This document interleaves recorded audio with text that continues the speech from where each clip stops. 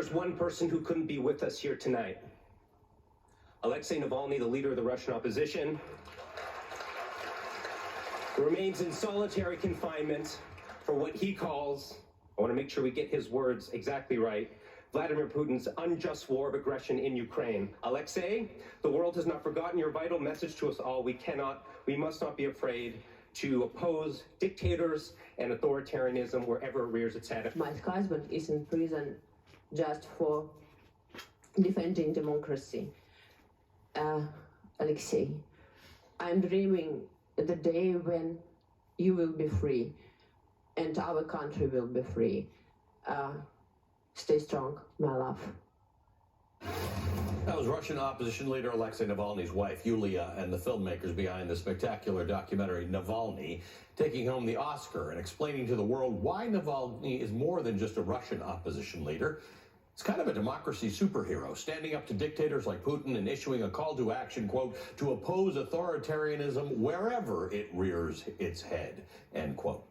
In 2017, he was attacked with a green dye with acid in it. In 2020, he survived an assassination attempt, a dramatic poisoning, and then, at tremendous personal risk, Navalny returned to Russia knowing that he will likely be arrested and jailed on bogus charges. And of course he was. In August, Russian courts sentenced Navalny to an additional 19 years in prison in a colony, on top of existing sentences of more than 11 years, all in cases widely viewed as trumped up for political retribution. Navalny's been in the harshest prison in Russia's penal system, where prisoners are held in cells with the lights constantly on. They're barred from speaking, no family visits, no letters. Now, Alexei Navalny is missing. The timeline of when Navalny went missing is fuzzy, but here's what we know. Quote, the last time Mr. Navalny's lawyers heard from him was December the 5th. On December 6th, one of his lawyers waited for 7 hours outside the penal colony where Mr. Navalny was being kept, but was not allowed to see him. On December 7th, Mr. Navalny failed to appear by video link at a scheduled court hearing. In the days after Mr. Navalny's disappearance, his allies grew more alarmed as letters sent to him went undelivered. On December 11th, officials in the prison colony that had been holding Mr. Navalny told his lawyers that he was no longer listed among its inmates, end quote. Joining us now is the former United States ambassador to Russia and the MSNBC International Affairs analyst Michael McFaul. Ben is back with us as well. Ambassador McFaul, let me ask you what you know about this. I know you keep in close touch with a number of people in Russia. The answer from the prison was very unusual. He is no longer listed among the prisoners. They didn't say he's on his way somewhere else. There was some expectation that they're sending him to a yet harsher prison colony. But what do you know about this? I don't think I know any more than you do. I've talked to lots of people. I've talked to his family. They don't know where he is. There's lots of theories and hypotheses. Maybe he's sick, he's in a hospital, maybe he's been moved to a worse prison farther away from Moscow to make contact with him even harder. But right now, as of today, nobody knows for sure where he is. There is an interesting coincidence, Ben, that his disappearance coincides with Vladimir Putin announcing that he's running for election again if he were to win that election. And if one knows how elections go in Russia, he's going to win that election. He will then be president at least until 2030. Yeah, I mean, Putin has transformed this system in Russia into essentially a one-man, one-rule system. And by the way, not even like an ideological system like communism underpinning it. It's just about him and his power. And the point that he's tried to repeatedly make with Alexei Navalny is, this is what happens to anybody who opposes me.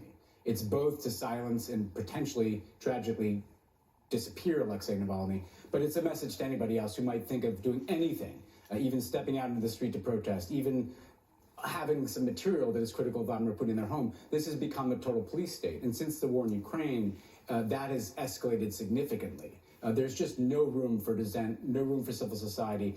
That's the message he wants to send. And, you know, I remember talking to Alexei Navalny for the book that I wrote recently. Mike actually had put us in touch. And, you know, I remember him saying to me, I said, aren't you afraid of, you know, and he said, of course you're afraid. When you go into the prison cell and the door clangs behind you, you know they can do anything to you.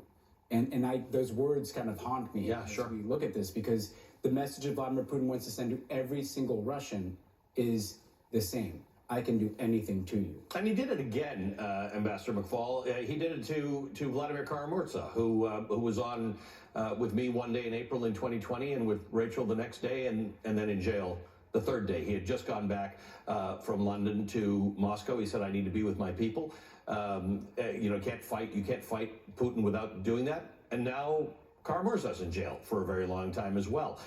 I don't really understand it. Vladimir Putin, in theory, there are trials, but the conviction rate in Russia is, 97% or something. If you get arrested and you go to trial, you're going to jail. He's just jailing everyone who could possibly provide opposition to him. Tragically, that's true. Volodya Kara-Murza, Ilya Yashin, the list is actually getting longer and longer. Lots of people that we don't know, but those people, prominent people, because they've been connected to us, we know. Just the other day, he just said he wants to arrest Garry Kasparov and the novelist Boris Akunin. And here's the paradox. Because on the one hand, Putin wants you to believe, and his supporters in the West, by the way, want you to believe, that he's very popular, he's a strong leader, everybody loves him. And on the other hand, he's actually has to arrest anybody that says just the slightest critical thing of him. And I think that suggests that maybe he is not as strong a leader inside as he wants us to believe. Because why do you need to arrest Navalny and Kara-Murza and Yashin and chase these other people all around the world if everybody at home loves you? Maybe they don't all love him. You could just win an election, but this is important, Ben, because what, in addition to these guys who are arrested, these fighters for democracy who are in jail in Russia, Donald Trump yet again invokes Vladimir Putin as a strong leader and someone who likes him very much and someone who he knows how to deal with. So it's not even, Donald Trump can't even be appalled about the fact that Democratic leaders are jailed in Russia and put away and disappeared. No, and it's interesting. The last conversation we had was about Trump embracing this kind of fascist rhetoric about vermin and immigrants poisoning the blood. That's Putin-style rhetoric, and we're not anywhere near on the spectrum of authoritarianism where Russia is. But we can look at Russia and kind of see where these things go, because Putin has been a model for other leaders, people like Viktor Orban in Hungary, for instance, a model for how you crack down on civil society, you change the laws, you change the election laws, you rewrite the Constitution, you essentially take the wiring of democracy and undo it, wrapped up in this hateful nationalism. So if we want to know where the rhetoric that Donald Trump is using goes, it goes to Alexei Navalny disappeared in a penal colony. That is where autocracy goes, always. Right, so you can't really pick kind of autocracy light. Mike McFaul, Ben just brought up Orban, yet another guy who Donald Trump talked about this weekend in heroic terms, yet another person who in theory runs a democratic country, Hungary, that is becoming less democratic by the day, ostensibly because of some ties that Viktor Orban may have to Vladimir Putin's Russia. So it's all connected. All the folks that Donald Trump likes are doing these kinds of things. That's right. They're connected. They're united. They have the similar ideologies. Orban, Trump, Putin, they're all the same.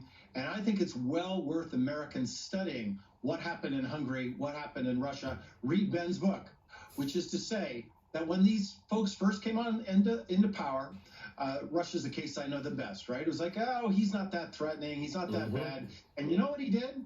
He cut their taxes. And he said, oh, I'm going to be a good conservative leader. And all the elites, they said, well, he's not that bad, really. And over the course of decades, he became worse and worse and worse. It was a slow boil. And now almost all of those people, I know all these people from the early 2000s that said, he's not that serious. He's not going to really do this stuff. Well, he did do this stuff. Yep. And then he started invading other countries, killing hundreds of thousands of Russians for nothing. And I think that should be a wake-up call for anybody that says Mr. Trump is not serious. We need to look at these other leaders and what happened. It didn't happen overnight. It happened over years, and we should learn from these other cases.